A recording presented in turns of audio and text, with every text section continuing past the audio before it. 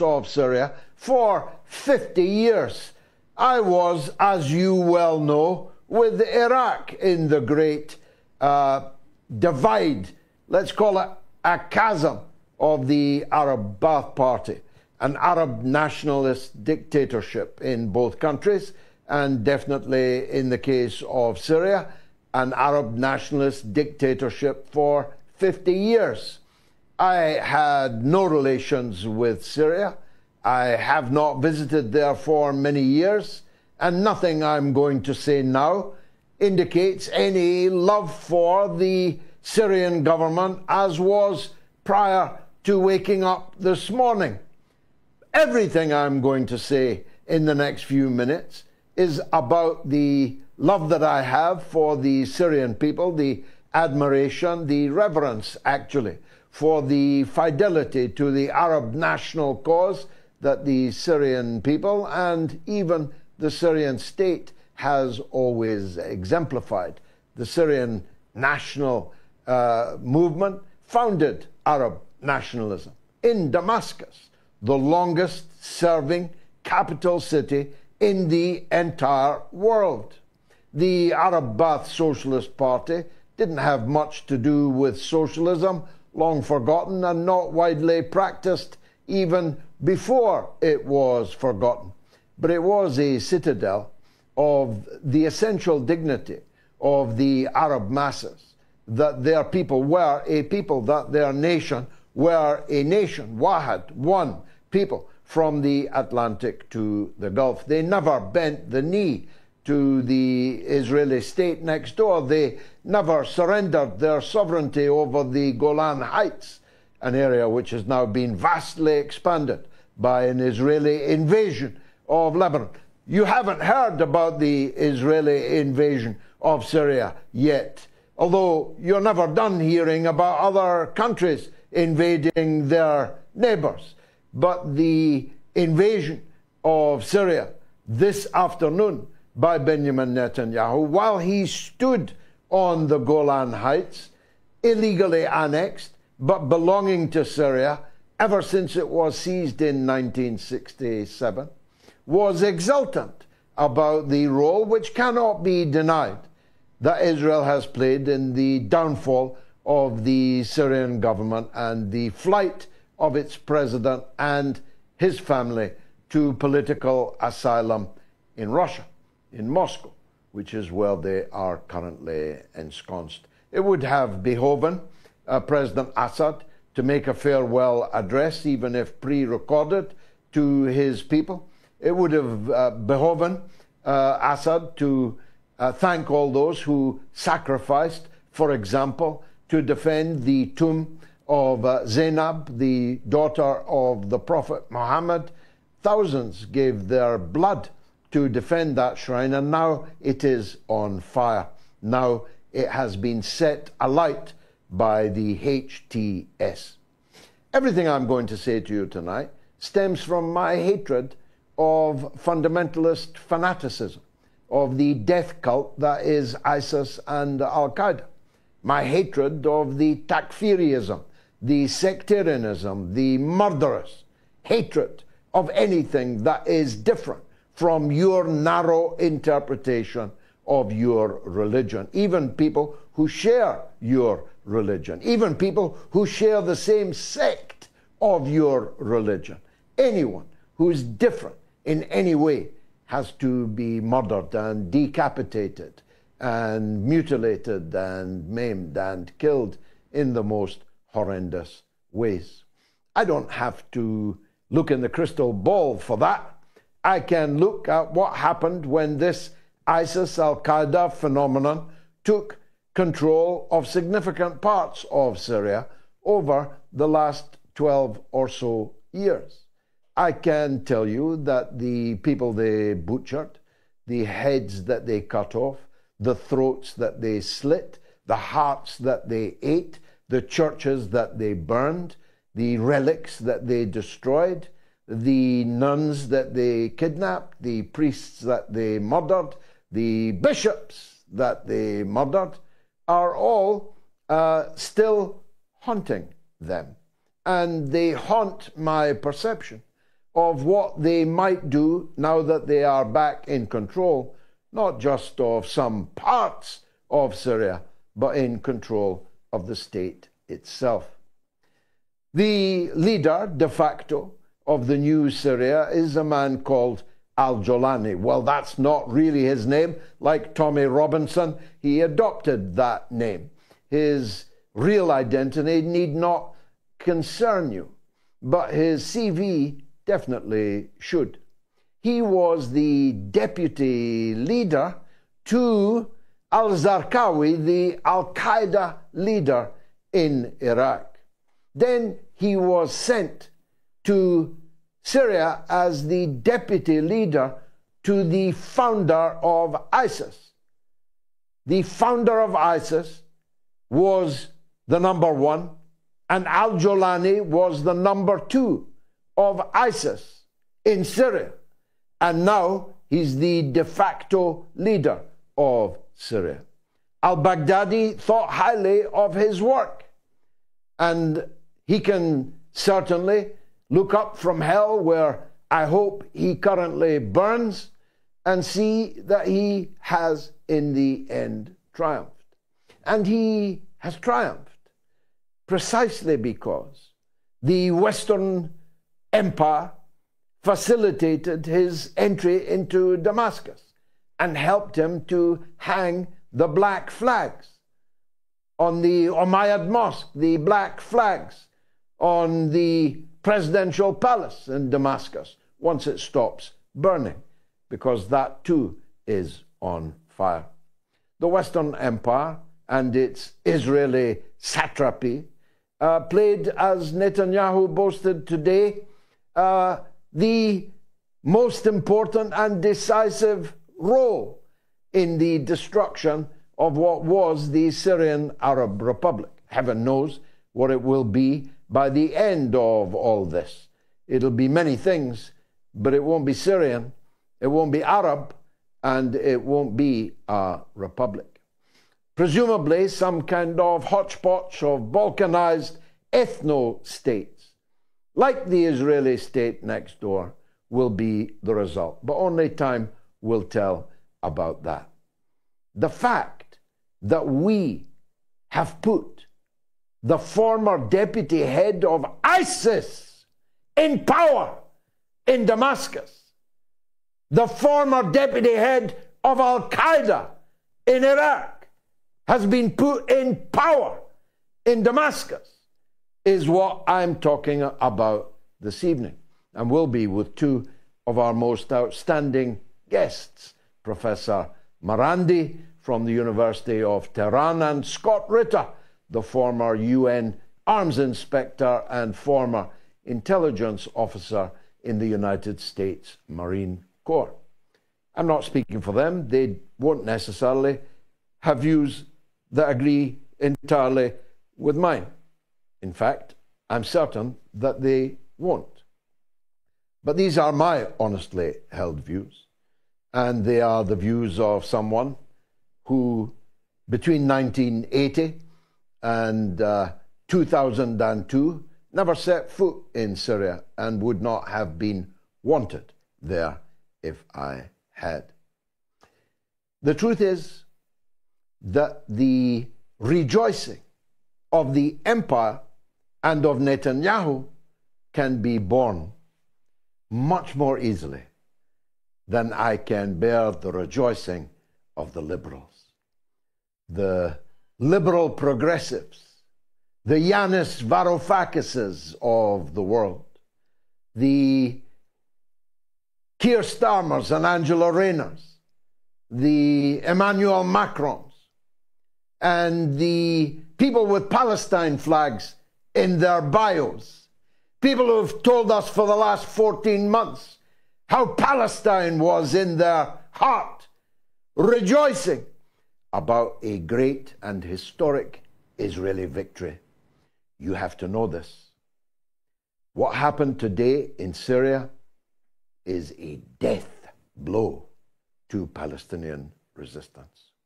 What happened today in Syria is a death blow to the Lebanese resistance. What happened today in Syria is a death blow to the axis of resistance, which now has no corridor through which to funnel the necessary material. Netanyahu told you, don't believe me. There is now no road from Iran to the Lebanese resistance, and from the Lebanese resistance to the Gaza Strip, to the West Bank. Know that as you dance on the political grave of al-Assad and his government. Know that you are celebrating a strategic victory of unimaginable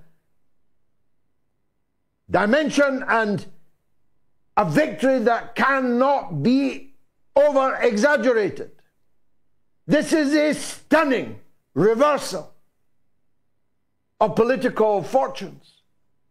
Joe Biden has played a binder in the last days of his presidency.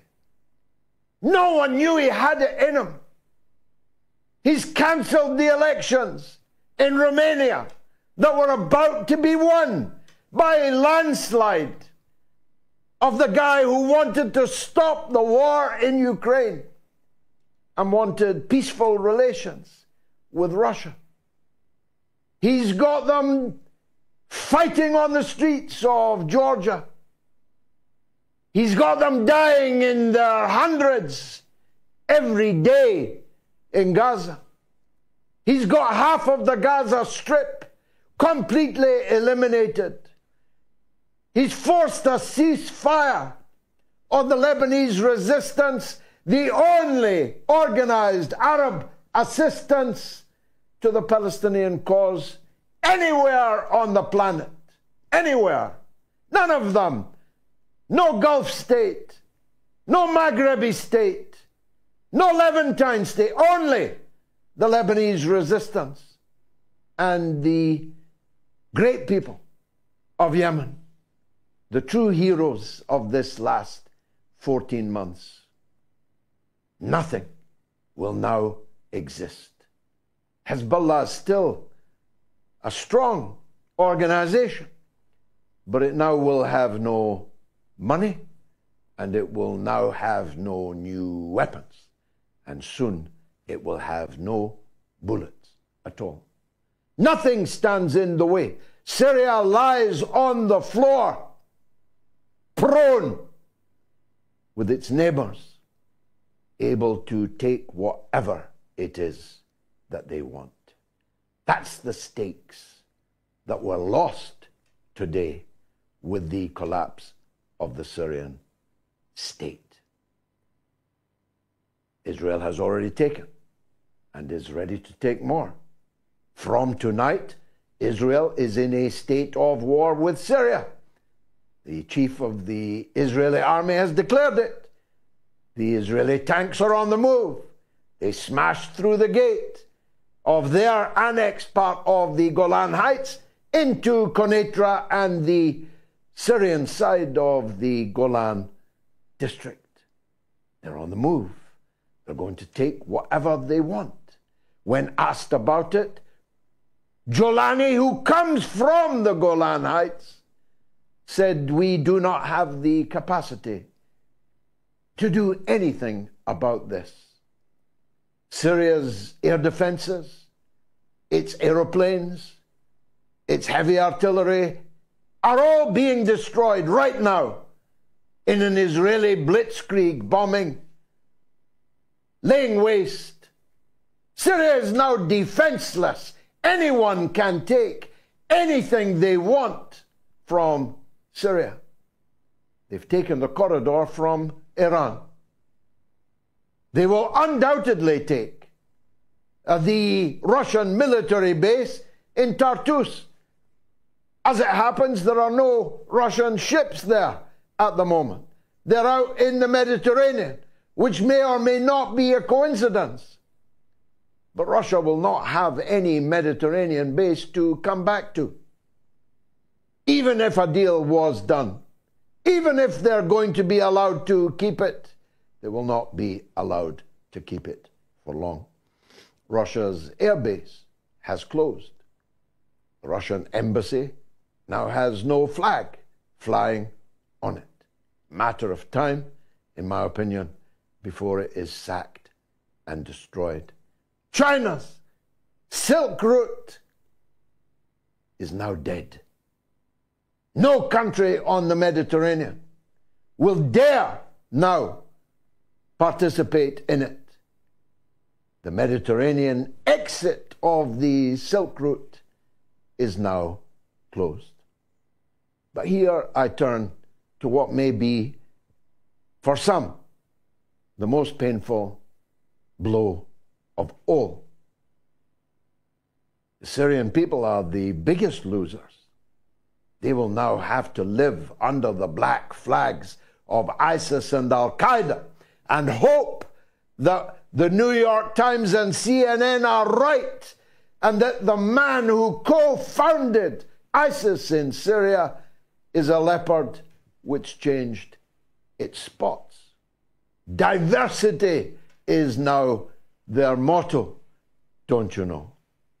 Syrian people, especially Syrian women, especially Syrian Christians, Syrian Shiites, Syrian Alawites, Druze, Kurds, they're all the biggest losers. But the next biggest loser is Iran. The truth is, Iran did not just lose its corridor to supply the Lebanese resistance and thus the Palestinian resistance with the wherewithal to resist, to be a resistance, to exist as a resistance. Iran suddenly became very isolated indeed. From being the head, the heart of a whole axis of resistance, Iran would be well advised to put whatever money it's now going to save, not having to help prop up the Syrian government, to making sure that they prop up their own. Iran's prestige, status, image, strength, soft power has all been gravely damaged over the last 24 hours. As has Russia's. Russia and Iran and China, which has invested less and therefore will suffer less. But Iran, Russia and China have all suffered mightily in the overthrow of the Syrian Arab Republic. And people are asking, why did Syria not do more? Not in the last 10 days, but it's now clear that the Syrian state had become hollowed out by sanctions. It couldn't afford to pay the soldiers that it demobilized since 2017. Why did its allies not ensure that it was able to pay them? Why did Russia and Iran not know that so emaciated had become Syrian state power that a tiny finger could have pushed it over? And that is what happened.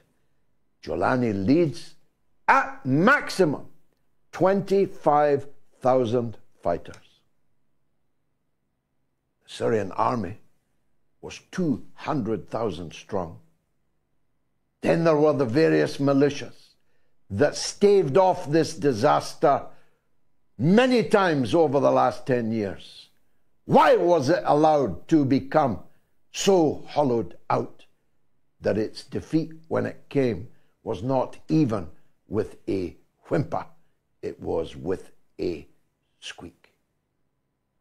Why did Iran not realize the price itself would pay if the Syrian state were to collapse?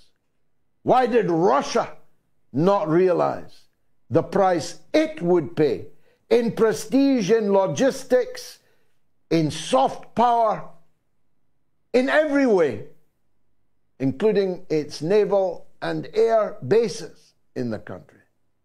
And why didn't they take steps to stop from happening what happened today? Well, we're in a good place. We can ask at least some of those questions right now to our first guest this evening, our beloved guest this evening, Professor Syed Mohammed Marandi of the University of Tehran. Stay tuned for it.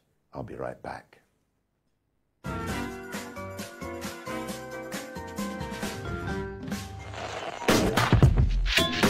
I defy anyone to contradict the point that I just made, that every person alive today was born of woman.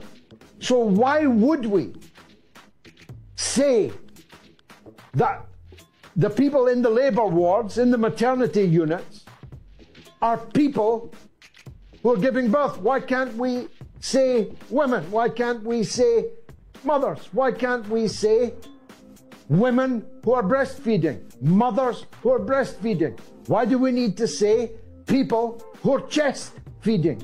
All of these words, and indeed all of the trend that you say you dissociate yourself from, of transgenderism, transmania, I call it, are all taking rights away from women.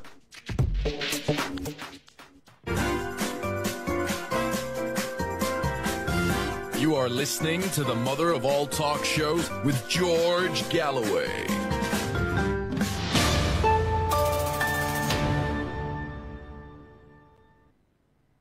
Well, this question in our poll today ranks with "Is the Pope a Catholic and do bears defecate in the woods?" We're asking in our poll, are the Islamist rebels in Syria backed by the CIA? Yes or no? And if you vote no, as some people have actually, in fact, on X, 22% say no, they're not.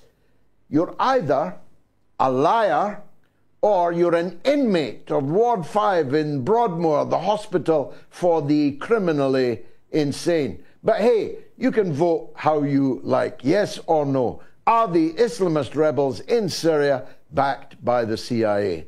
Yes or no? We should have a third box. Are you incarcerated in Broadmoor? You can vote on Telegram, t.me/George Galloway. You can vote on my X, my Twitter feed. You can vote on the YouTube community poll, and you can vote on the YouTube stream. If you want to call the show tonight, it's toll-free in the US and Canada, +1 844 944 3344. It's free of charge in the UK and Ireland, 0808 196 5522. And the international number for the rest of the world is 0044 203 966 2625. Let's take a quick call before going to Professor Marandi in Tehran. It's Fiaz in London. Go ahead, Fiaz. Hi, George. Great to speak to you again. Man, and you? What can I say? What an insane. I feel better calling this a circus show, but that would be putting it too lightly. I mean, all these so-called rebels who are actually an amalgamation of Al Qaeda, ISIS, now becoming HTS, overtaking Syria with the help of the U.S., Turkey, even us from the British government and Israel. It's just a complete madness. And I wanted to fall back onto what you were saying earlier about how the people of Syria, not just Sunni Muslims, myself being one, but the Shias, the Kurds, the Syrian Christians, and the Druze, they're all losers in this. Now, I say to people, regardless of what you may think of Bashar al-Assad's regime, the fact of the matter is, his government protected these minorities from these terrorists, and it's going to happen. But now that he's been overthrown, it's going to happen again. And I've seen all these so-called Muslim groups that were all for standing for Gaza and the Palestinian people cheering this on. I mean, I don't know about you, George, but I'm asking, how can you be for the liberation of Palestinian people under Israeli oppression, but be happy with ousting Bashar al-Assad to allow Israel, which essentially allows Israel to complete its expansionist goals? Sure. Well, it is the question. I don't know why some of these people, I see them on social media just like you do. I don't know why they think like they do. Is it the case that their support for Palestine was insincere in the first place? I mean, this HTS has given interviews in the Israeli media in the last few days in which they express their wish to have good neighborly relations with Netanyahu's Israel. I mean, they're not hiding it. They're not pretending that they're taking Syria today and they're going to liberate Palestine tomorrow. They're not pretending. On the contrary, they are openly stating that they will have a surrender, a peace with Israel. They'll be just like Jordan, just like Egypt. They will not as much as break an Israeli window. And they haven't as much as broken an Israeli window in the last 14 months of genocide. Remember that? Anyone remember the genocide in Gaza? Seems not. These people did not as much as break an Israeli window. And they are openly stating that they will not. So, were you insincere when you said you were for Palestine? Listen, the truth is, Israel can now do what it pleases. It can drive the Palestinians out of the West Bank.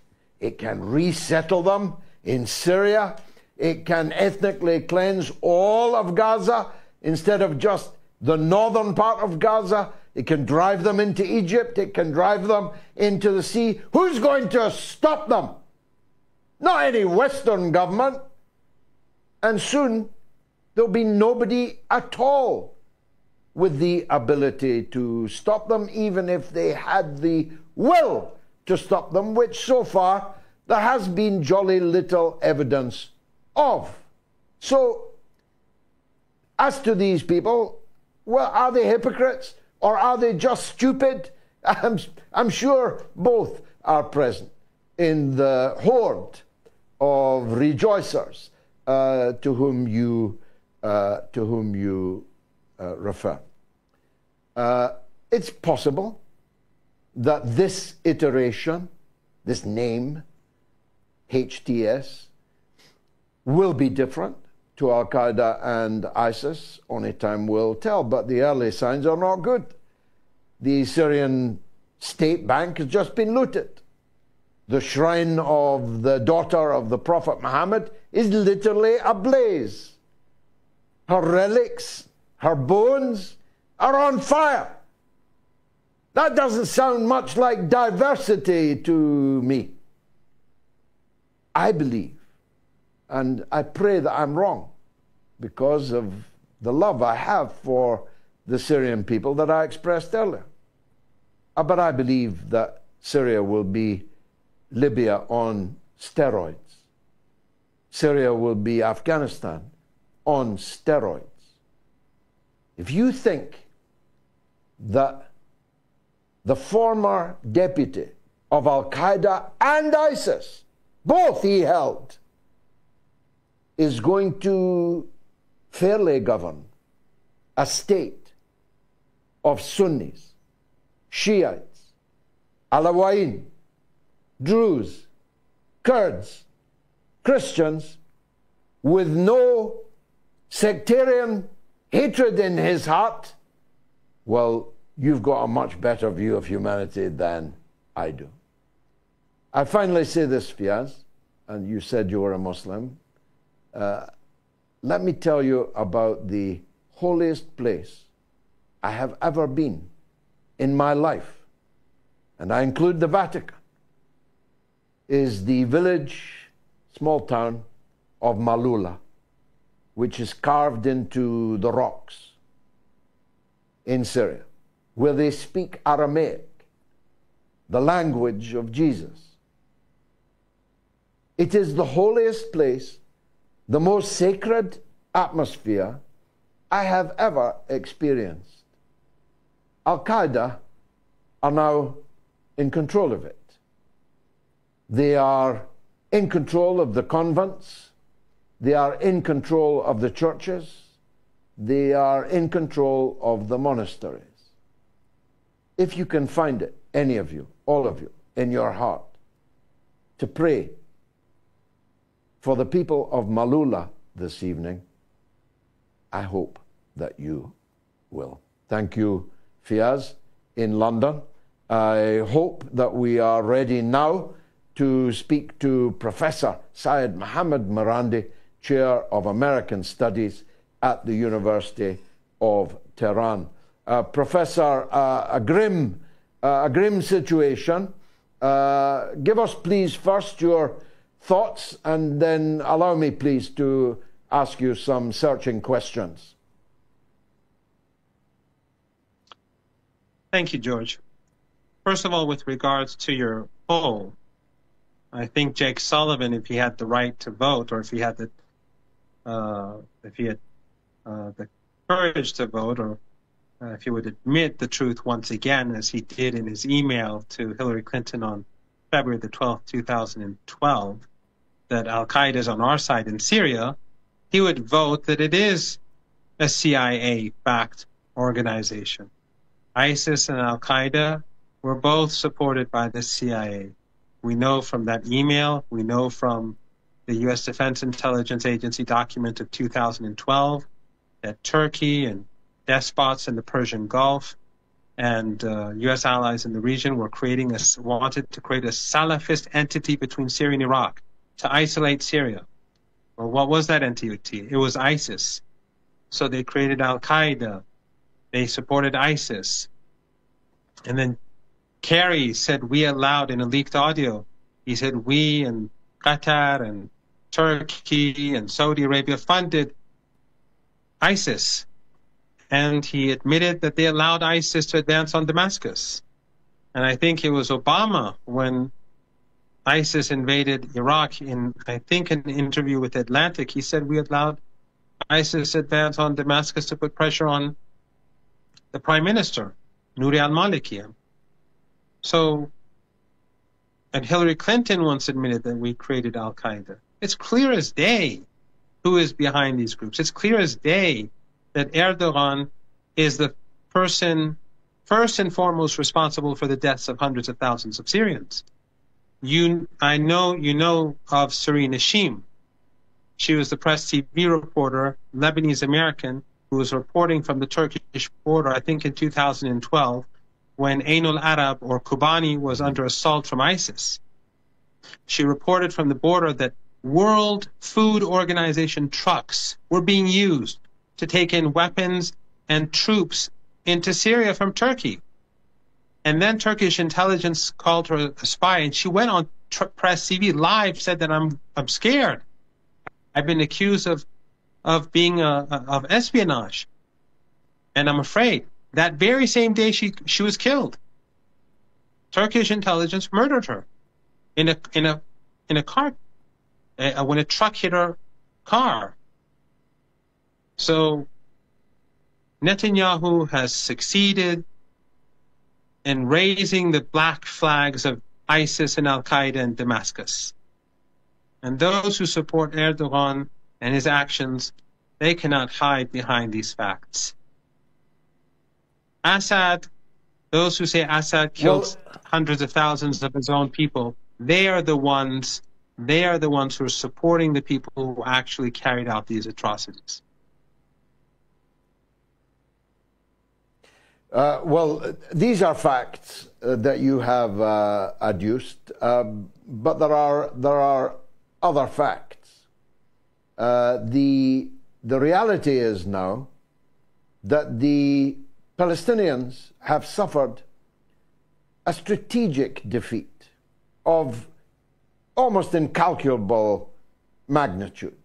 They are now isolated. The only people giving them weapons to resist were Iran, and the only people who were fighting as an organized army on their behalf were the Lebanese resistance. Now, as a result of what's happened, Iran cannot reach these people. They cannot be resupplied. They are in mortal danger of fatal, final defeat. Do you accept that, first of all, and then we'll go on to what could have been done to avoid this? It is a very dangerous situation because we know that Erdogan has never been serious about the Palestinian cause. In fact, Erdogan has always tried to corrupt the Palestinian cause. He gives scholarships to Palestinians. He'd host leaders of the Palestinian movements in Turkey and give their family a very good life, and therefore he gained influence that way. But he never sent a single bullet to Gaza. He never sent a single bullet to the West Bank. He once said before Israel invaded Lebanon that if they attack Lebanon, we'll send troops there. He didn't send a bullet to Lebanon. And I should add, now that Syria has fallen, that Iran and Syria were supporting the West Bank. The Syrians were supporting the West Bank until now.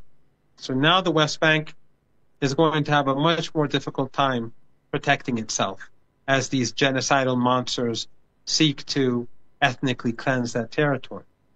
Hezbollah is in a much more difficult position. In fact, today, as I'm sure you know, Netanyahu went to the Golan. Not only did the Israeli regime move further into Syria today, but they also have been bombing key assets of Syria all day, destroying their key infrastructure. But what he said was really interesting. He said that because we weakened Hezbollah, we helped bring about the fall of Syria. So, and when he accepted the ceasefire, he said we have to deal with the so-called Iran threat. What was that threat? It's Syria. And immediately after the ceasefire, Erdogan, the traitor, invaded Syria. When Iran was distracted, when Hezbollah was focused on the south, because the ceasefire was not a real ceasefire. Every day the Israelis are killing the Lebanese. Yesterday, I think 4 were murdered. Today, 3 were murdered at least until this afternoon. The border between Palestine and Lebanon is very dangerous, the situation right now. So the treachery of Erdogan, I think, will be remembered in history. So yes, I agree. The situation for the Palestinian people is very dangerous right now. It's precarious. And I can't say it's been a catastrophic defeat, but without a doubt, the victory, the defeat of Israel is now, I think, an open question. Israel lost in Gaza, regardless of the genocide. It delegitimized itself in the eyes of the world, and it failed to capture it. It lost in Lebanon. It failed to capture Lebanon, and it exposed itself again as genocidal and weak in the face of Hezbollah. But now, after what Erdogan has done, the equation has changed. And this Israeli defeat is, I can't call it a defeat anymore. And the delegitimization of the Israeli regime, which I think is the biggest achievement of the last 14 months, the delegitimization in the eyes of the world, is now being forgotten. Because no one is, as you said a few minutes earlier, no one is talking about the ongoing Holocaust. As you and I are speaking, there's a Holocaust going on. Nothing has changed. They're slaughtering Palestinians day and night in Gaza.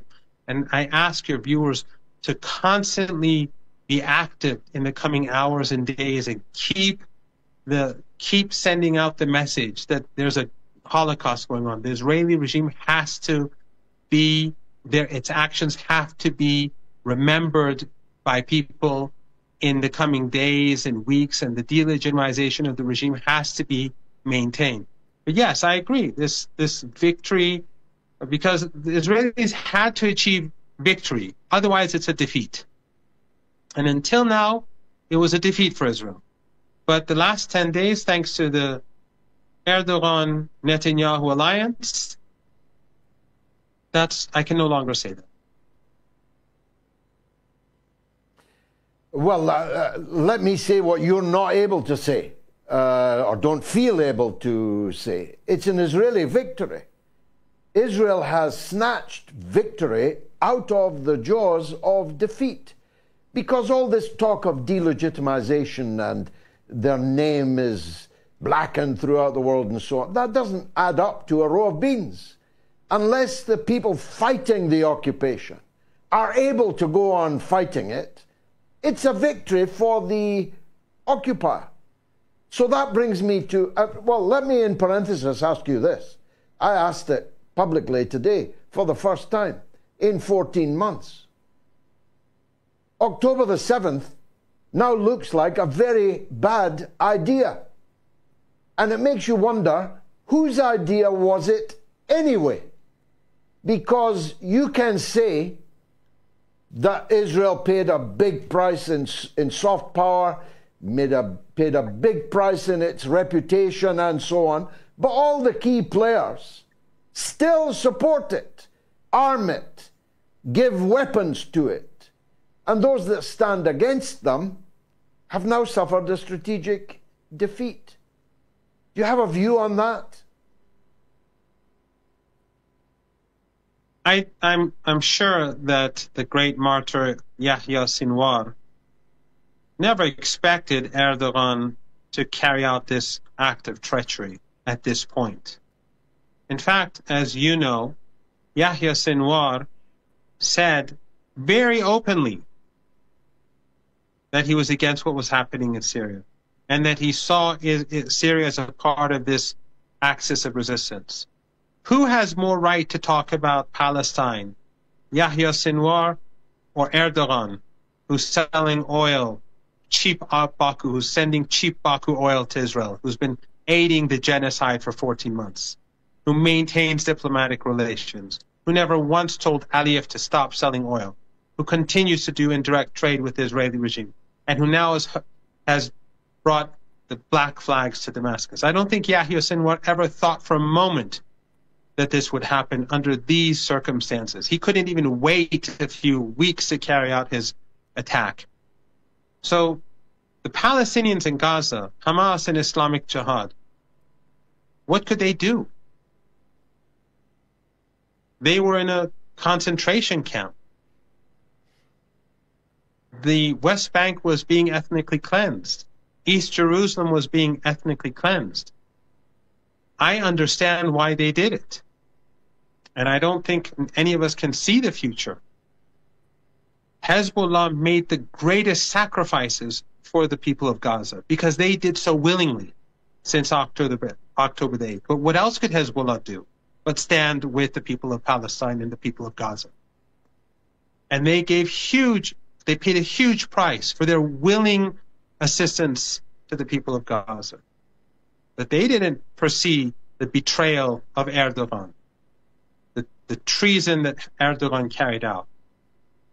The people of Turkey are supportive of the Palestinians. But Erdogan knows very well who his henchmen are. He knows exactly who ISIS is. He is ISIS. He is Al-Qaeda because he helped them grow. He allowed them to destroy Syria and Iraq. He promoted them. And now, if he is such a moral man, and he and his foreign minister, another criminal, if they are so moral, why did they want to mend relations with President Assad? If President Assad is such a monster, why were they willing to turn around and normalize with Syria? And then again turn around later and overthrow Syria? What morality is that? He has no principles whatsoever.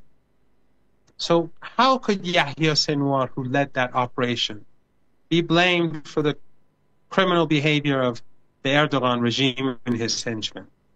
I cannot blame Hamas or Islamic Jihad for what they did. Yeah. Finally, Professor, it's a difficult question to ask. You might find it difficult to answer. You have concentrated on damning Erdogan, and very few watching will disagree with you. But why did Iran not see this coming? Iran is or was everywhere in Syria. They had the most intensive understanding of the situation in Syria. Why did they not see this coming? Why did they not take steps to preclude it? I don't want to blame President Assad now that this is over. It's easy to blame people afterwards. It was a very critical situation. But a number of things happened. First of all, the Syrian government decreased Iran's presence in Syria after the peace in Idlib. And Iran, by the way, was opposed to this. The Russians wanted this peace. Iran felt that Idlib would become a crisis later on. But the Syrian government wanted rapprochement with Arab countries, Saudi Arabia, the Emirates, and they distanced themselves from Iran. And the Iranian footprint in Israel, in Syria, as they say, was decreased. So Iran had far few people in Syria over the past 3-4 years than before. The second issue is, and you alluded to that, is that the problem lied with the fact that the United States emptied Syria. They were stealing the oil and the agricultural products from the northeast of the country, and they used the genocidal sanctions, the Caesar sanctions, to starve the people. A general in the Syrian army was earning $40 a month, and these al-Qaeda terrorists were earning up to $2,000 a month.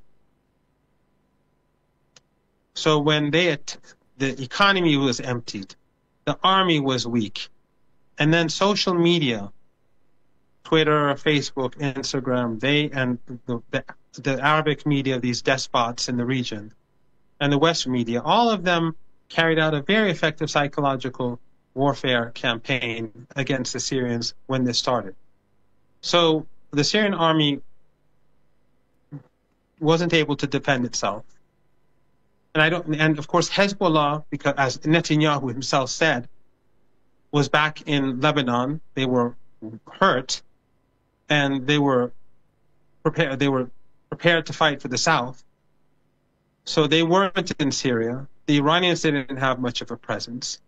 And then when this attack started, Iran had to mobilize, and they did start bringing people in. A significant number of people were in Damascus. But, and this I don't want to blame President Assad, but he changed his position twice over the last 2-3 days. The Iranians were willing to come in, just like in 2013. Remember, Iran did not enter, nor did Hezbollah, until 2013, after tens of thousands of foreign fighters were brought into Syria by Erdogan and Western intelligence agencies, and with funding from these despots in the Persian Gulf. The Iranians were prepared. They told him so, that they were prepared to fight against al-Qaeda. He changed his position, and the timing, there was very little time. Unless President Assad was very firm that, yes, come in and the army will cooperate with you, Iran could not go into Syria and fight on its own without the support of the president and the government. It would fail. It would be a catastrophe. So the Iranians came in, and I don't want to go into great detail. I don't know everything now, but I know some of what happened. But President Assad, for whatever reason, people were giving him different information. Perhaps people were calling him from abroad. At one point he said, I'll leave. At one point he said, I'll stand. And then he said, I'll leave. But the Iranians cannot fight in another country without the full support of the president of that country. But anyway, I don't blame him because the situation was critical. I don't know the circumstances, but the treason came from the north. This was about more than just Syria. And have no doubt that this will cause instability across Asia. There are up to 5,000 Chinese fighters in Syria, thousands from Central Asia, especially Uzbekistan.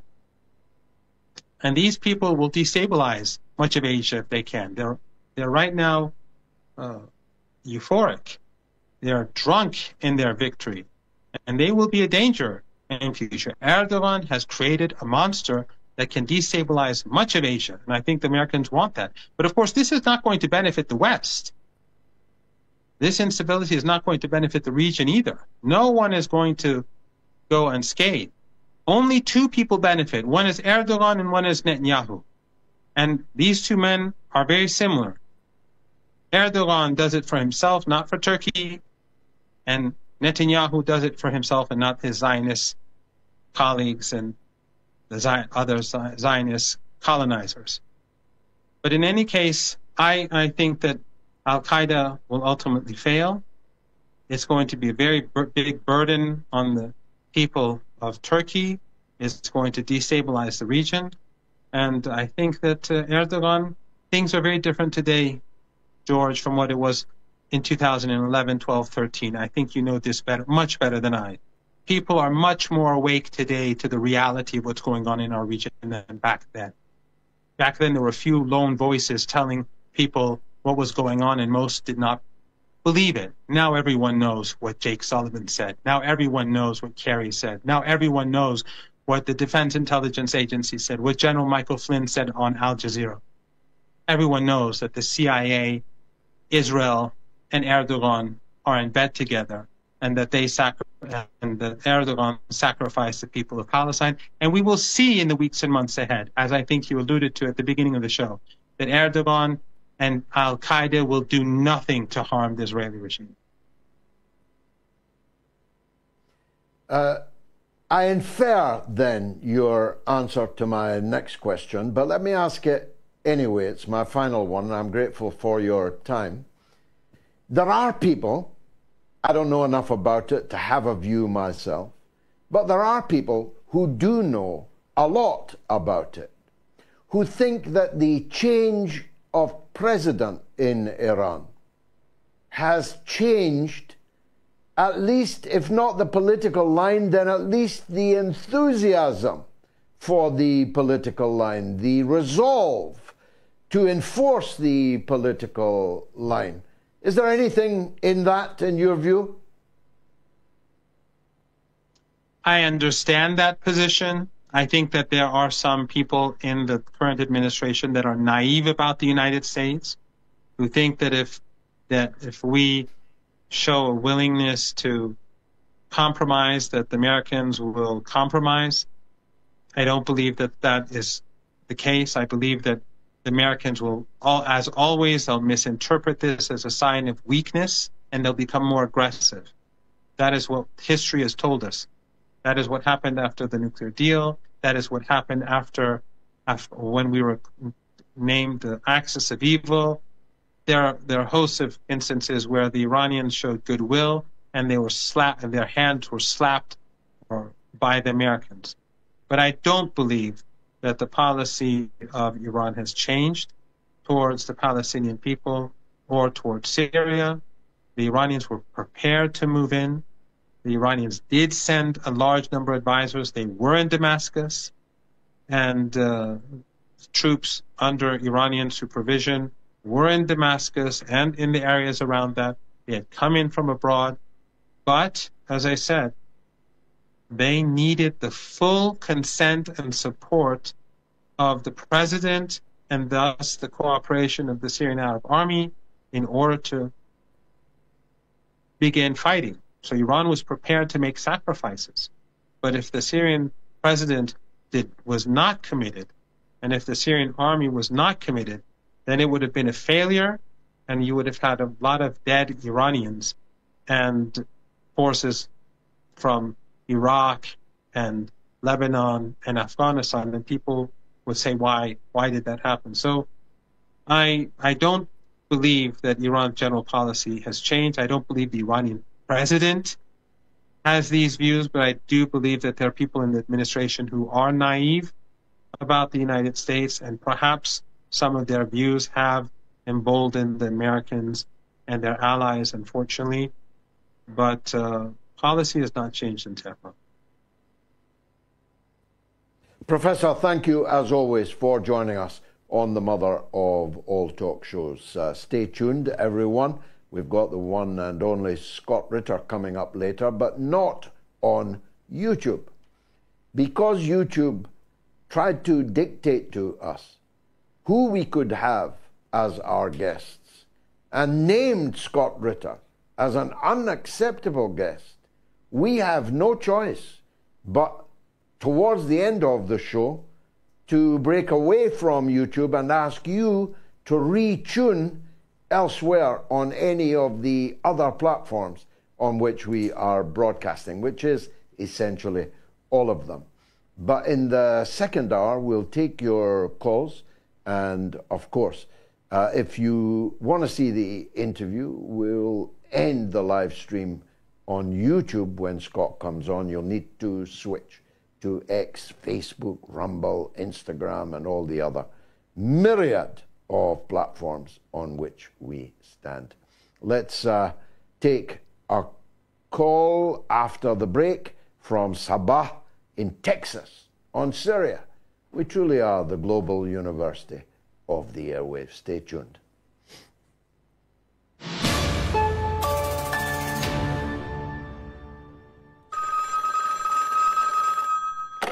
On the line is a Rose in Texas. I was at the beginning of a song on Californication, which is a song. Rose, welcome to the show.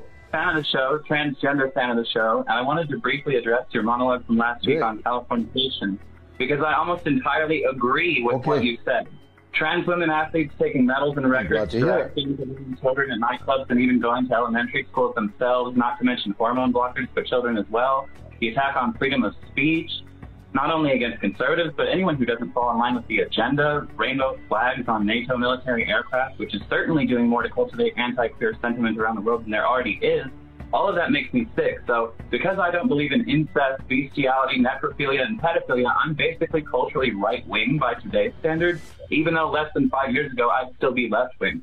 So in regards to you and everyone else watching who thinks of me and people like me as the villains right now, you should know that I support the most traditional Muslim, Jewish, Abrahamic believers to be as homophobic and transphobic as they want, because guess what? That's freedom of religion, which is a value we claim to have in the West.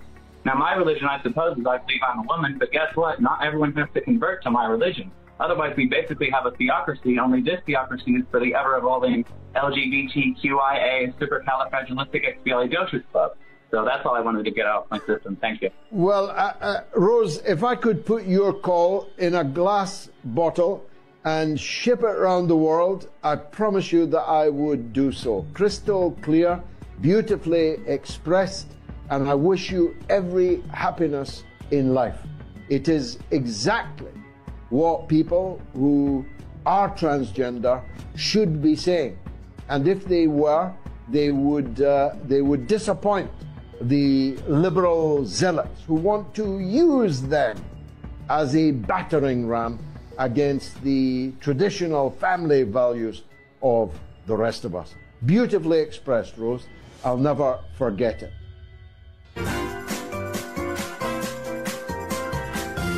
You are listening to the mother of all talk shows with George Galloway.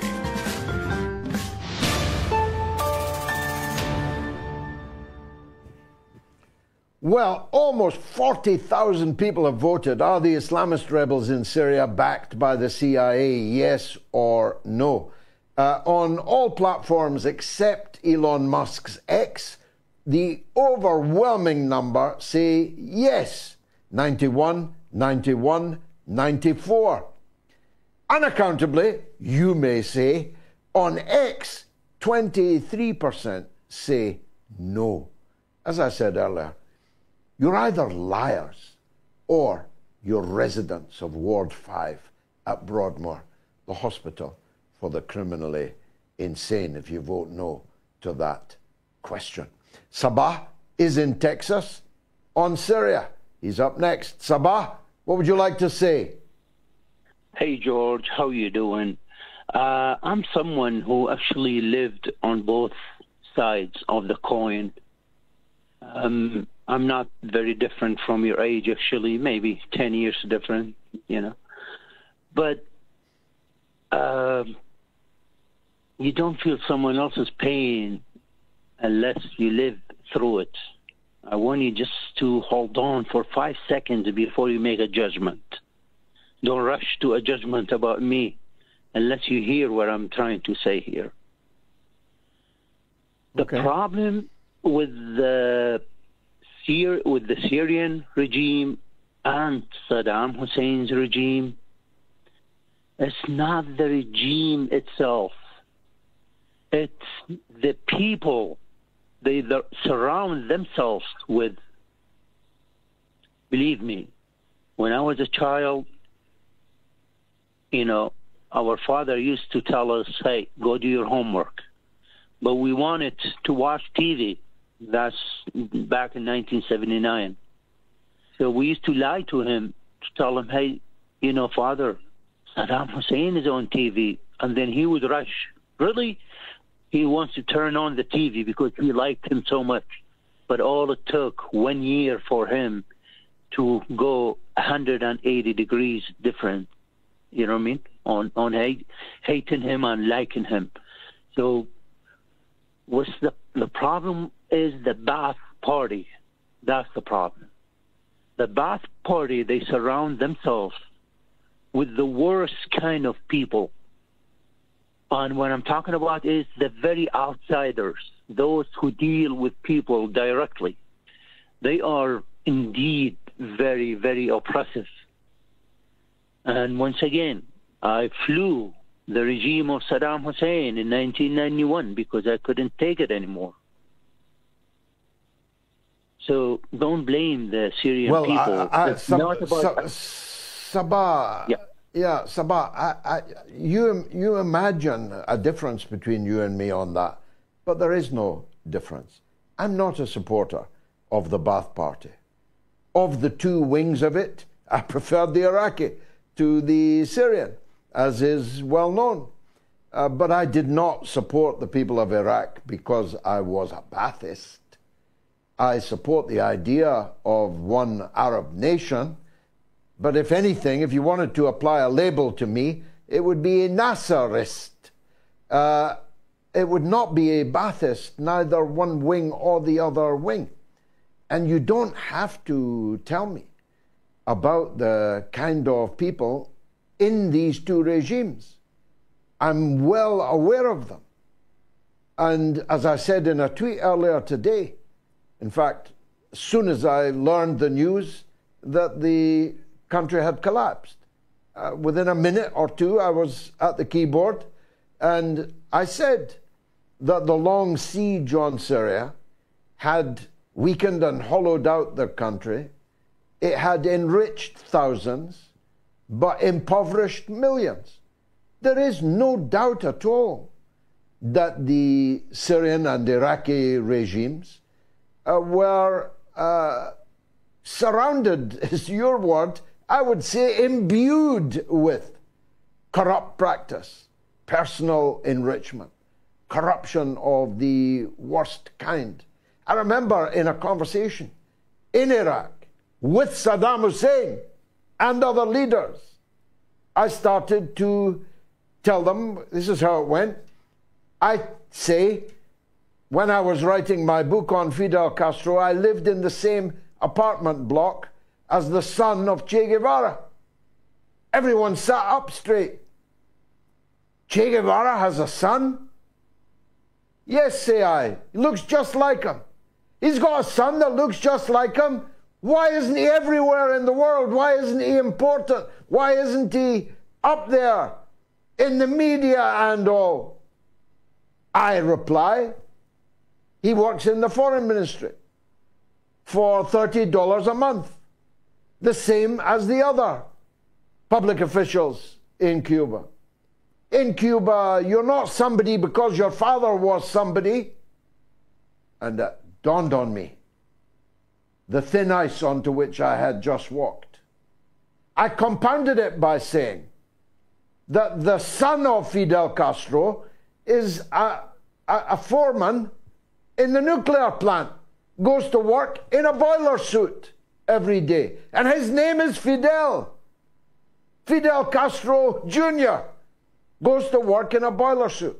And I could see uncomfortable shifting around the table, because these regimes were oppressive, were brutal against any opponent of theirs, but generally left other people alone. Crucially, protected religious and ethnic minorities. That's a difference between their dictatorships and the other dictatorships. What you are saying is that these two countries were dictatorships. Of course they were. But every Arab state is a dictatorship. From Morocco to Bahrain, they are all dictatorships. But there's dictatorships and dictatorships, isn't there? You must know that. There's dictatorships that have only the aim of robbing their own people and murdering their own people, and there are dictatorships that have some saving graces. In the case of the Syrian one, a refusal to surrender to Israel, a refusal to stop supporting the resistance to Israel, a refusal to eject the leadership of Hamas, for example. Hamas lived in Damascus for years, ate from the plate of Bashar al-Assad. The Saudis wouldn't have fed them. The Saudis wouldn't have trained them. The Emiratis wouldn't have armed them. You see my point. There's dictatorships and there's dictatorships. And finally, Syria and Iraq may have been dictatorships, but were they more dictatorial than the Arab regimes with Israeli embassies in their capital, with the Mossad running their airport security? Are they more dictatorial than those? Ask yourself, Sabah, but you know the answer. Now you can scan the QR code on your screen now, and you can leave a comment if you're watching on the YouTube stream, and we'll read them out if we can. Eric Pachiti says, dividing the Arabs has worked so effectively. Bashar al-Assad burst out laughing when Gaddafi warned Arab leaders in 2008 in Damascus that their turn was next. He's not laughing now. And Ismi says, I'm glad Iran did not stand against these rebels. I wasn't surprised. Assad's regime could not sustain itself, and Iran did not want to turn this into a Shia-Sunni war. And DW says, praying for the people of Syria right now, though Jesus bless them. So many parts of the world are now in chaos, and all for the advantage of an ungodly few. Radmila Miljanik says, this is a huge lesson to everyone. No frozen conflicts. Never trust NATO members. And Morn's Lad says, leave the likes of the Jordanians, Saudis, Kuwaitis, UAE regimes alone, because they may be dictators, but they are our dictators. Let's go back to the States, to Missouri, where Saba wants to talk about Syria. Saba, welcome. Yes, George, welcome. I just want to thank you for your show that you talk about a lot of important subjects, and you talked over the years about what's going on in the Middle East and what's happening and freedom of speech. But we also have an issue why a lot of Americans can't speak about things in the United States, especially hundreds of thousands of professors, doctors, engineers, including myself. What happens is covertly, like openly in the Middle East, sometimes there's dictators, they do stuff openly. But in the United States, they do stuff covertly with the intelligence apparatus, with dual citizens, Israeli Americans, Mossad, FBI, CIA, FBI. And what they do to hundreds of thousands of Americans, they would fire energy weapons on them, causing them to have cancer, heart attacks, multiple numbers of diseases. The governor of Minnesota, his name is Jesse Ventura, he talked about this issue. He talked about it on his show called Conspiracy Theory, where one of the companies that develops protection devices for these types of weapon systems said he couldn't believe the numbers of Americans that were hit with them, and especially educated people. So you have two things happening in parallel.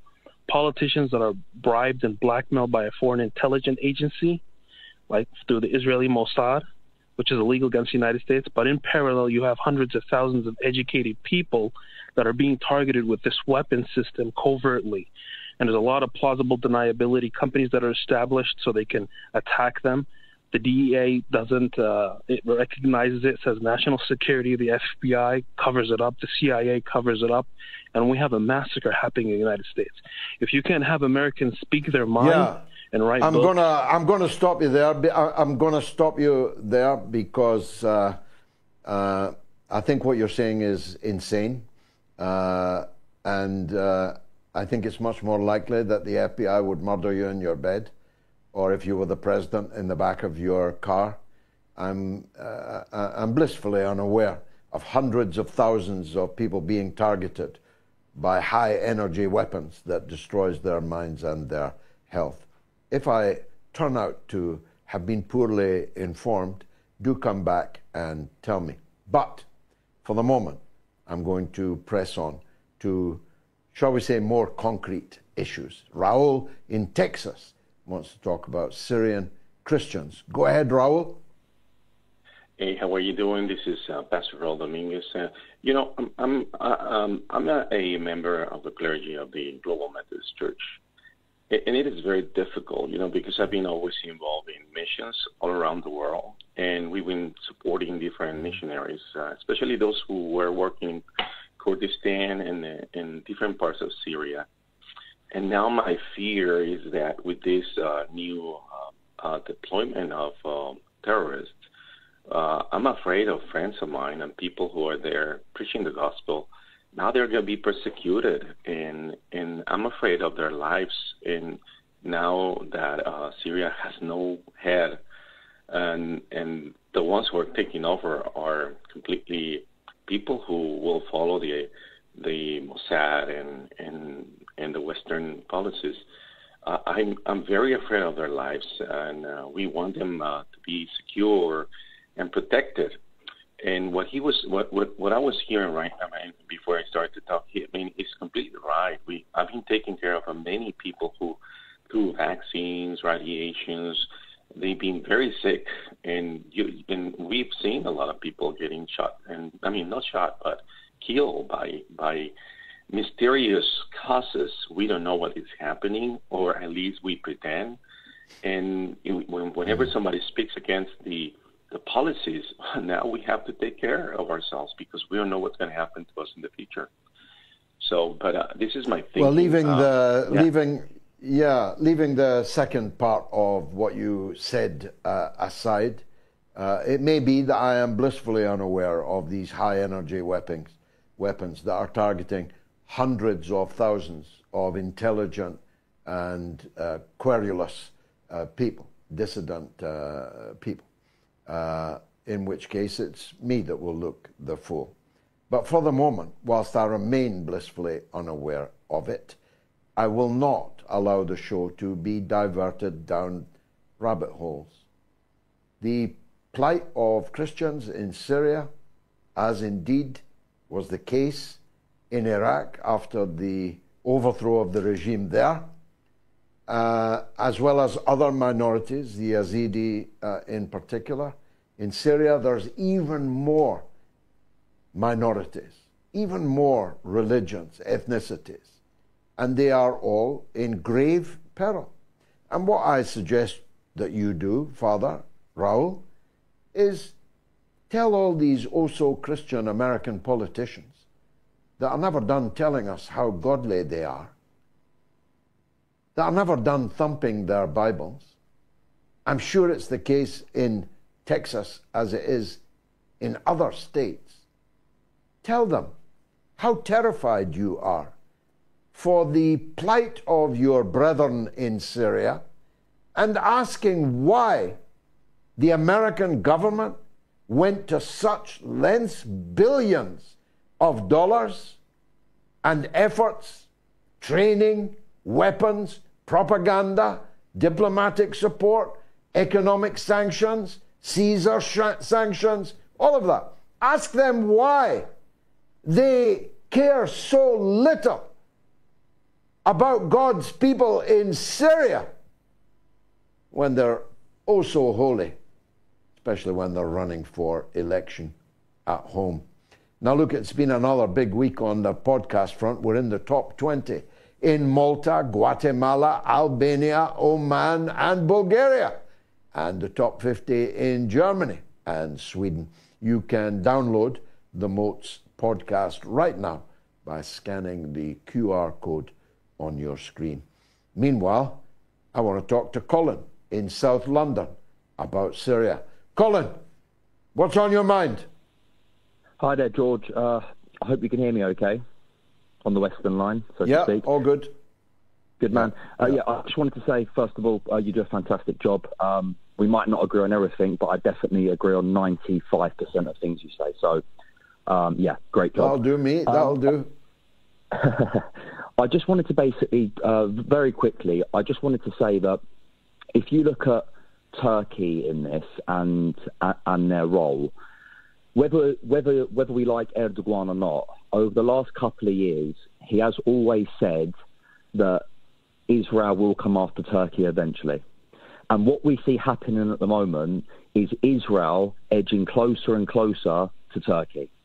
And the only country that can stand up to Israel, I believe, is Turkey. You know, they are going to be the only people. The only reason why Turkey hasn't gone full out to help the Palestinians is because there's no Muslim country that are willing to stand behind Turkey and actually help them. But Turkey is a Muslim country. But hold on. Absolutely. Turkey is a Muslim country. Not only that, it claims to be the strongest Muslim country. It's a member of NATO with Article 5 protection against being attacked by anybody. It has a vast army that most of the time kills its own citizens. It is supplying oil to Israel. Never mind not taking up arms against Israel. It is supplying 40% of Israel's oil. It's selling food and clothes and all kinds to Israel. No boycotts of Israel in Syria. So why are you ready, Colin, to give them such a free pass? Last word to you. Go on. Well, I'm not giving them a free pass, but if you look at what happened in 1974, when North Cyprus, when the Turkish Cypriots were going through some sort of a genocide, okay, there was no Muslim country that stepped aside and helped Turkey against North Cyprus. Even to this day, only Turkey recognises North Cyprus. Egypt, Saudi Arabia, none of the Muslim countries recognise Northern Cyprus, and they went through the same thing as the Palestinians. If Turkey didn't come to help, there would be no Turkish Cypriots left. So the point I'm trying to say to you is we need to look at Saudi Arabia, we need to look at Egypt, we need to look at Jordan, we need to look at these countries who are around Palestine, who have done nothing to help Palestine. And honestly, I do believe that the only country that will eventually stop Israel will be Turkey. Turkey's playing the long game. They've been sucked into this NATO thing. And hey, maybe Erdogan's been bought out. You know, maybe he has been bought out. But I still believe that it will be the Turks. They're ferocious fighters. And, yeah, their plans are to send the 4 million Syrians back to Syria, which back to their land. Turkey were the only ones who took the Syrians in, so they'll be sending them back. They'll be protecting their borders, so Israel can't get any closer to Turkey's borders. That's what I believe is going to happen over the next year or so. Well, you're entitled to your belief and to express it here, Colin. Well done for that call. 40,529 votes. Wow. And overwhelmingly people say that the Islamist rebels in Syria are backed by the CIA. So I think I need to take a break, and then coming up in the next half hour is Scott Ritter. But if you're watching on YouTube, you won't see the interview. We are again having to end the live stream when Scott comes on. So when Scott comes on, you'll need to switch to X, to Facebook, to Rumble, to Instagram, presumably to TikTok and all the other platforms that we are on. So bear that in mind, please. Cleo1KO says, if the Syrian army ran away without putting up a fight, why should Russia continue spilling its blood for Syria? And Kurt Boss says, look, can I just answer that stupid comment? First of all, why was the Syrian army left in such disarray by its allies who could, if a general in the Syrian army was on $40 a month, it wouldn't have cost Iran, China and Russia much to make that general much better paid so that he couldn't be bought, so that he couldn't be subverted or even just demotivated sufficiently that he is in the end going to run away when terrorists seek to overrun his country. But if you think it was expensive propping up Syria, just you wait and see how expensive it will turn out to be not to have propped up Syria. Think about that. Kurt Boss says the USA already holds all of Syria's oil and wheat. And Mohammed says, how is it a death blow to Palestine? For decades, Assad and his father were allies of the Israeli occupation. Well, first of all, Mohammed, I know you're quite possibly in Ward 5 at Broadmoor, but on the off chance that you're at large, maybe been discharged or out for the weekend, why don't you pick up a phone and call the show so that I can demonstrate just what an idiot, lunatic remark that is. Let me tell you in the words of, I don't know what your view on them is, but what's that organization? Hamas, yeah. In the words of Hamas, the only people sending weapons to Gaza was Iran. Take a look at your map, Mohammed. Maybe geography ain't your strong point. How do you think those Iranian weapons got from Iran into the hands of Hamas? How do you think, Mohammed? And take a look at the map that was redrawn today. And I don't know, scratch your head or something and say, oh, there won't be any more weapons traveling that way. Idiot. Wrong spell, says GG. Still think 9/11 was not an inside job? Well, it might have been. I've never said that it wasn't. I've said that we need a new 9/11 inquiry into exactly what happened on 9/11. That the 9/11 official report, official story, is ludicrous. It's a comedy of errors and a comedy of omissions and deliberate distortions and denial of truth. So I don't know where you got that from. Maybe you haven't seen any of our recent coverage on 9/11, but you can always find it on YouTube. Joseph Roy says, amazing how you go from a $10 million bounty terror leader to a moderate rebel. I don't know. He'll be putting his pronouns in his profile from now on. Let me take a quick break and then go to Gayatri Live with the social media update. You don't want to miss that. Stay tuned.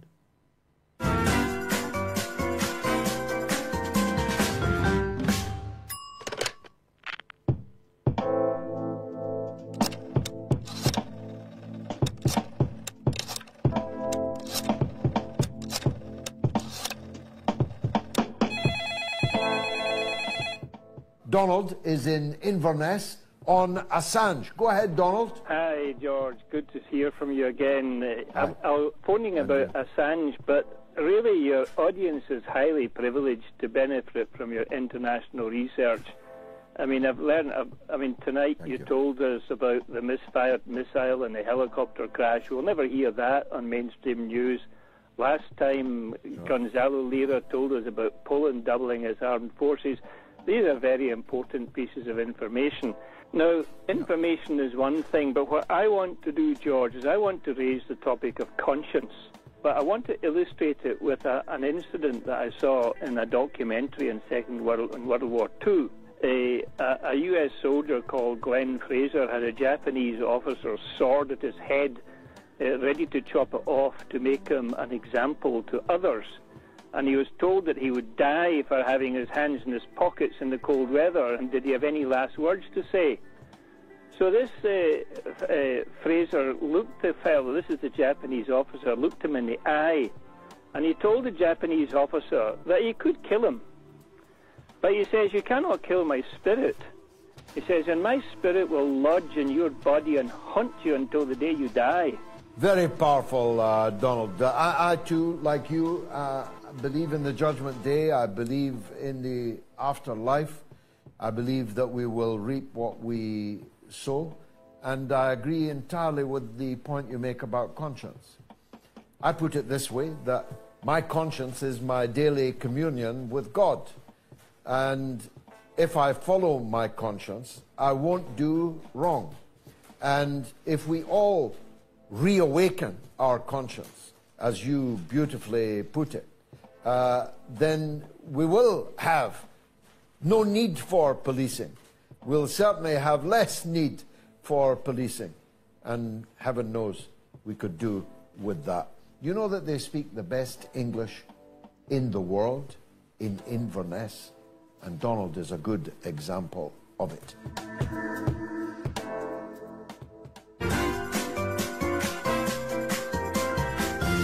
You are listening to the mother of all talk shows with George Galloway.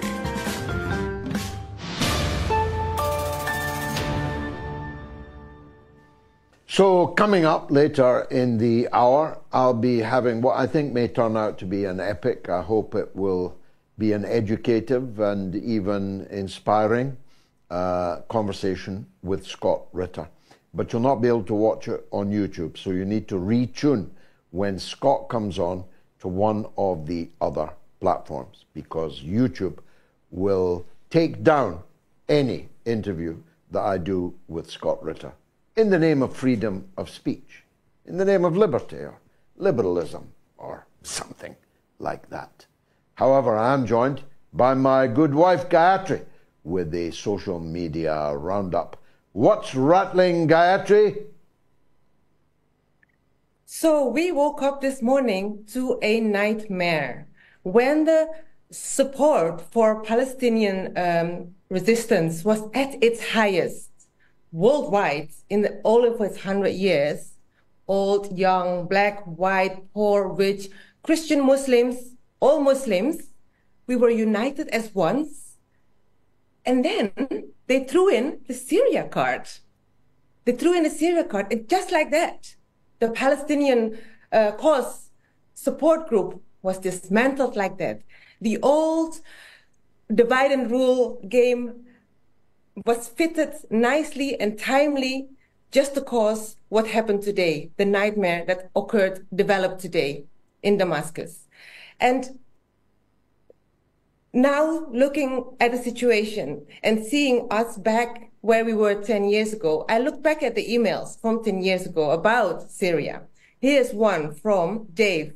He wrote this, actually not 10 years ago, only 4 years ago. He said, Russia and Syria should have attacked ISIS and Islamists months ago instead of allowing the USA and Turkey, in coordination with their ISIS and Islamist allies, to regroup and come up with another connivance.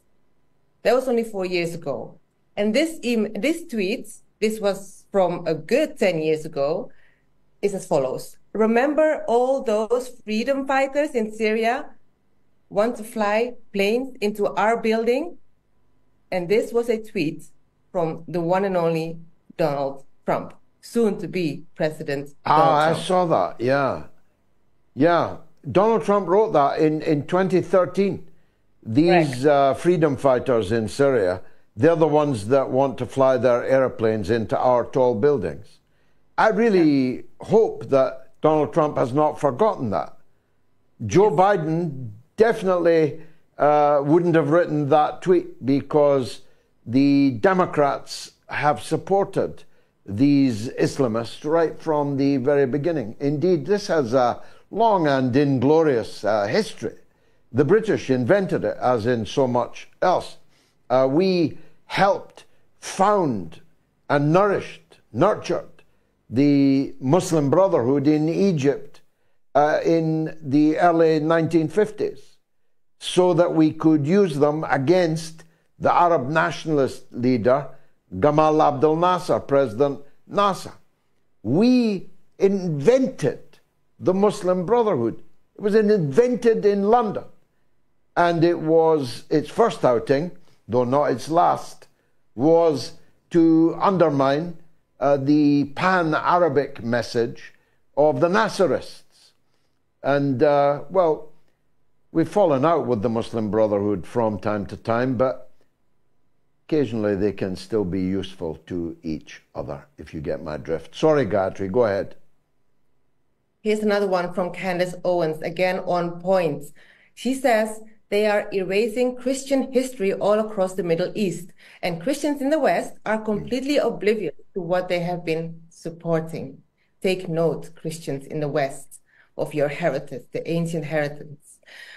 And then Daniel Ward writes in reply to our poll, whether the CIA is backing these rebels. Terrible to see what's happening over there. And for the classless Angela Rayner to welcome this bloody coup and the head-chopping savages behind it showed the ignorance of a woman profoundly unfit for public office. Have you seen the Prime Minister's statement? Did you see what Keir Starmer posted welcoming the new... I did, yeah, I did. Yeah, I did. He's welcoming ISIS and Al-Qaeda into power in Damascus. What could possibly go wrong? Well, we here on the Mother of All Talk Shows will be watching everything that goes wrong. And we will remind people of Angela Rayner and of Keir Starmer and of Tony Blair and of all these Labour politicians who have helped Al-Qaeda and ISIS sharpen their knives and take power on the Mediterranean. What could possibly go wrong? Last one from you, Gayatri. Just to make a point from Gary Masters, he says, oh, but it's so much nicer to call them our moderate rebels. It sounds so much nicer to these delicate Western senses than what they really are. Radical, head-chopping throat cutter, heart-eating, deranged religious lunatics that hate everyone that's not in their sad and sorry club of evil. You know what I was also looking back at our interview with Mother Agnes. You referred to her diocese in Maluma in Syria, and it was heartening to see her then 10 years ago. And I'm just praying for her and all the minorities in Syria, their well-being, now that they are under the leadership of a diverse new outfit. Yeah, they're literally under the boot of ISIS and Al-Qaeda. I wonder how a nun will be able to survive that. I wonder how a priest.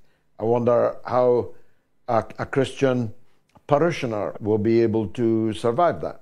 You and I were listening earlier today to what happened in 2013 when ISIS and Al-Qaeda burned down to the base, only the basement left, of the ancient 1,500-year-old Christian Church of the Miracle in Syria, which is on the place that Jesus supposedly made the gift of the loaves and the fishes. Anyone who knows the Bible will know that Jesus performed a miracle there. He fed the multitude with a tiny handful of loaves and fishes. And that church was built on the place where the miracle took place. And ISIS and Al-Qaeda destroyed it. So if they can destroy the priceless religious relics and artifacts, what hope do today's Christians in Syria now have? But that brings me to a point, if I may. Presumably, all these Syrians that are out celebrating on the streets of European cities will now be headed back. After all, they're no longer refugees, right? Exactly. They were refugees from Assad. So now that Assad is gone and they're out celebrating, they're presumably all going back, right? I mean, surely they're not going to continue to live in the Netherlands, Belgium, England, America. They're going to go back to Syria under new management, right?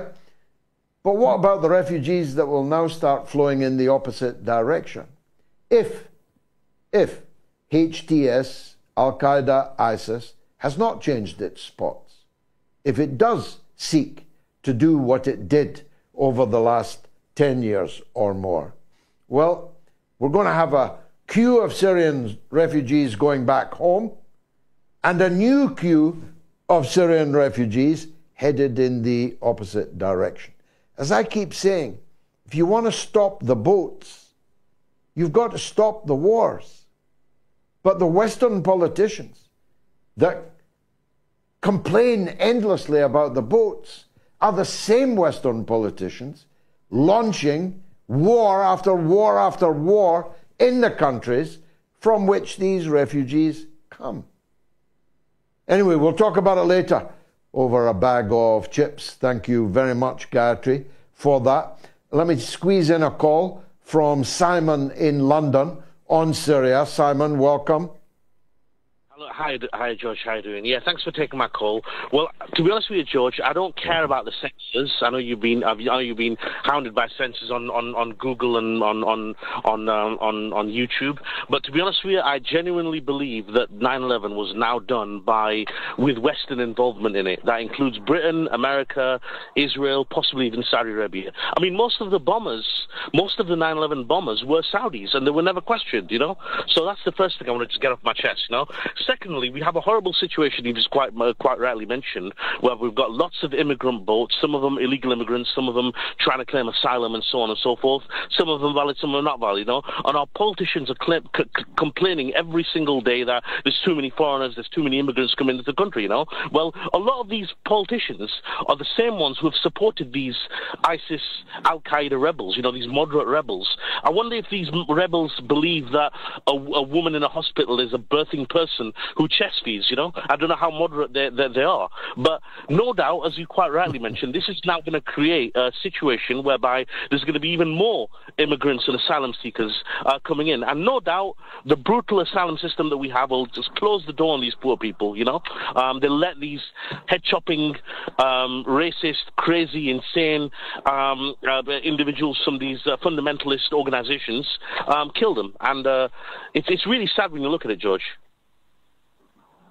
Well, I was 1 mile away from the Manchester Arena when the bomb exploded, killing and maiming scores of children at the Ariana Grande concert. The bomb was carried by and and exploded by one of the Libyan Islamist fundamentalist fanatic extremists that our own government had encouraged to congregate in the great city of Manchester. And then, when it came time to use them to overthrow the Gaddafi regime in Libya, we sent them, literally packed them off to Libya to become jihadist fighters. And whilst there, some of them became so radicalized and extremized that they decided to bite the hand that had fed them for so long, namely the good people of England. And the son of one of the most prominent of these fanatics returned to Manchester with others from Libya and blew up all these children. And I'll never forget the sound of that bomb. I'll never forget the metaphorical screams of those children. They were real, of course, but I just was not there and could not hear them. But I can, as a father, imagine them very easily indeed. Now that we know that there are thousands of supporters of Al-Qaeda in Syria, thousands, they were all there on the streets celebrating. Now that we know there are thousands of supporters